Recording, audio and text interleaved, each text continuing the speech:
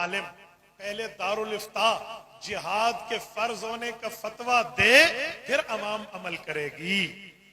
میں اپنے تمام پیٹی بند بھائی علماء کرام کو کہتا ہوں، ان مفتیان کرام کو دست بستہ گزارش کرتا ہوں جن کا فتویٰ اس ملک کے طول و عرض میں مانا جاتا ہے اور جن کے دارالفتاء کو پوری ملک میں اتھنٹک مانا جاتا ہے، میں ان کی خدمت میں درخواست کرتا ہوں، کھولیے اللہ کا قرآن، کھولیے حضور کا فرمان، کھولیے کتب فقہ، کھولیے کتاب فتاوی کی، اور اس میں دیکھیں اگر جہاد فرض عین ہونے کی شرائط بیت المقدس پہ حملہ آور ہونے کے بعد، فلسطینیوں پہ حملہ آور ہونے کے بعد بھی پوری نہیں ہے تو بے شک فتویٰ نہ دیجیے، لیکن اگر ہمیں شریعت بتاتی ہے کہ کسی ایک علاقے پہ جو مسلمانوں کا ہو، کفار نبردآزما ہوں، کفار ان پہ حملہ آور ہوں، اور وہاں کے مسلمان اس طاقت کو نہ رکھتے ہو کہ اس کفار کی طاقت کا مقابلہ کر سکے،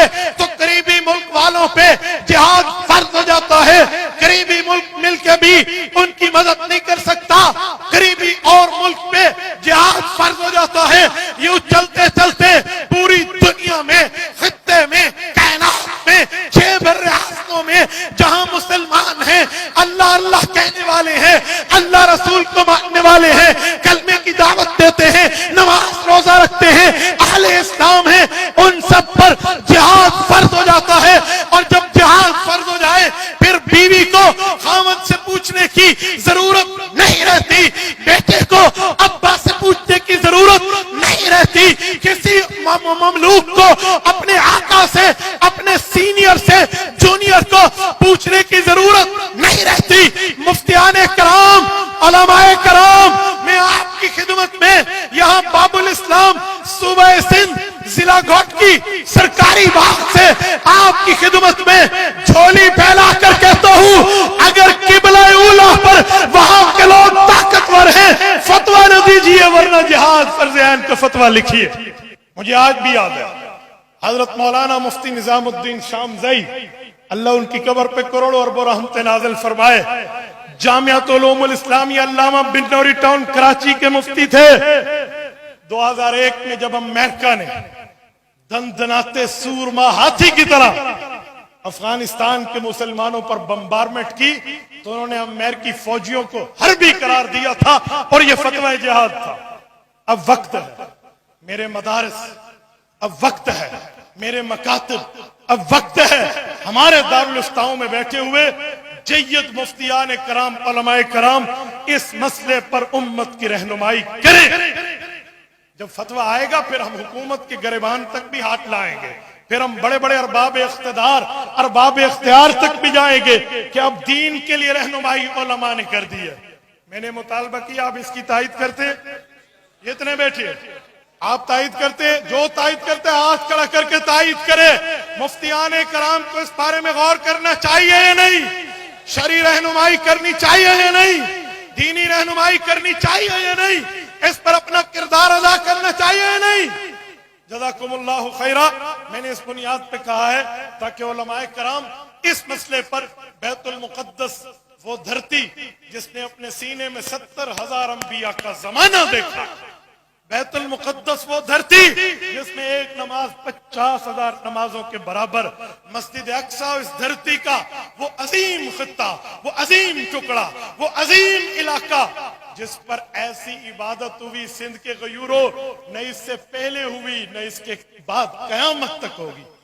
وہ کون سی بات؟ حضور پاک نے انبیاء کو نماز پڑھائی ہے، جہاں امام بھی نبی، مقتدی بھی نبی، اس دھرتی پہ اس جیسی افضل نماز نہ پہلے پڑھی گئی نہ بعد میں پڑھی گئی۔ اگر اس سرزمین کے لیے بھی آج ہم نہیں نکلے، اللہ کرے میری بات جھوٹ ہو، اللہ کرے میرا خدشہ غلط ہو، اللہ کرے یہ وقت نہ آئے، پھر میں کہنے پہ مجبور ہوں کل ہم مکہ مدینہ کے لیے بھی یوں روتے پھریں۔ یاد رکھو اسرائیل نام کا ملک کوئی نہیں ہے۔ غیورو مسلمان نوجوانوں، آج میرا نوجوان سمجھتا ہے اسرائیل نام کا ملک ہے، ملک نہیں ہے۔ آپ کو پتہ ہے اسرائیل بنا کیسے؟ 1948 میں قائد اعظم محمد علی جناح بھی زندہ تشریف فرما تھے، یہ ان کے سامنے تھا، انہوں نے ایسے ایسے ناجائز بچہ قرار نہیں دیا. کیوں؟ اس وقت کیا ہوا تھا؟ جرمنی سے ہولو کاسٹ کے مارے ہوئے یہودیوں کو دھتکار کے نکالا گیا، اور جب یہ فلسطین میں آئے یہاں آ کے کہا ہمیں کالونی دے دو، ہمارے اوپر زمین بیچو، ہم اپنا گھر بناتے ہیں، ہمیں رہنے دو.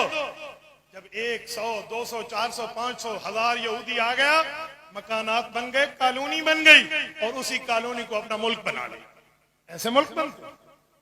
یہ تو آگ اٹھانے آئی اور چولہے کی مالک بن بیٹھی. عجیب معاملہ ہے. یوں ملک بنتے؟ اس طرح ریاستیں بنتی ہیں، اس طرح کنٹری کو کریٹ کیا جاتا ہے. یہ غاصب ہے. ہم پورا مطالبہ رکھیں گے فلسطین مکمل کی آزادی، جس میں اسرائیل نام کا ملک اس دھرتی پہ نہیں ہے. اور میرے دوستو، قرآن کہتے ہیں وَضُرِبَتْ عَلَيْهِمُ الذِّلَّةُ وَالْمَسْكَنَةُ، قیامت تک ان پر لعنت کر دی گئی، لعنت کر دی گئی ہے.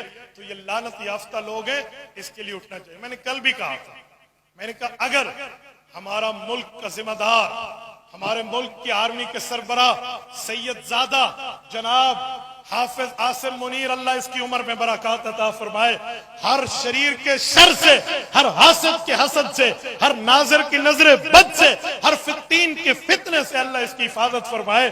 میں نے کہا ایک دھمکی لگا دے، خدا کی قسم اسرائیلیوں کا پیشاب نہ نکل جائے تو تم کہنا. اور اگر ہماری فوج، اگر ہماری حکومت، اگر ہماری ارباب اقتدار، ارباب اختیار ایک بات یوں کر لیں کہ جیسے امریکہ وہاں فوجیں اتار سکتا ہے، ہم بھی فوجیں اتار سکتے ہیں. میں یقین مانو آپ کی خدمت میں جملہ کہتا ہوں، جس طرح تاریخ آج محمد بن قاسم کو، ٹیپو سلطان کو، نواب فتح حیدر کو، نواب حیدر علی خان کو، صلاح الدین ایوبی کو سلام پیش کرتی ہے. ان جرنیلوں کا نام بھی اسی لسٹ میں موجود ہے.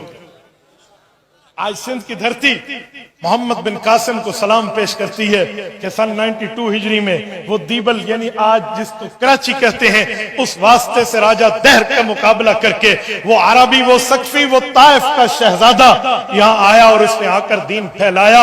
اس ایک وجہ سے آج محمد بن قاسم کا نام روشن ہے. یہ ایک دھمکی لگا دے، خدا کی قسم اس لسٹ میں امت ان کو سلام پیش کرے.